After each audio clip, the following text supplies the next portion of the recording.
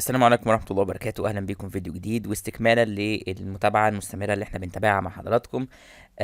طبعا دكتور طارق شوقي وزير التربية والتعليم قال بقرار نهائي خلاص على صفحته الشخصية هو من 4 دقايق: لا يوجد امتحان لأي صف دراسي سواء عملية أو ورقية أو إلكترونية في فترة من 2 يناير وحتى انتهاء أجازة منتصف العام في 20 فبراير 2021. يعني الطلبة اللي كانوا بتسألني في الكومنتات: طب يا احنا أولى ثانوي وتانية ثانوي، هو قال ان احنا كده كده هنبقى الكتروني من المنزل.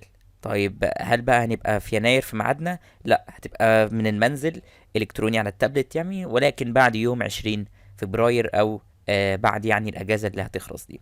هل ممكن بقى تتلغي تتاجل يعمل حاجه تانية؟ الله اعلم، لما يجي وقتها بقى هنعرف ان شاء الله. ولو عايز تتابع كل جديد ما تنساش انك تعمل سبسكرايب او تشترك وتفعل زر الجرس عشان يوصلك كل جديد، وما تنساش تغير لايك تقبيلا ودعما للمتابعه المستمره. نشوفكم في فيديوهات جايه ان شاء الله، والسلام عليكم ورحمه الله وبركاته.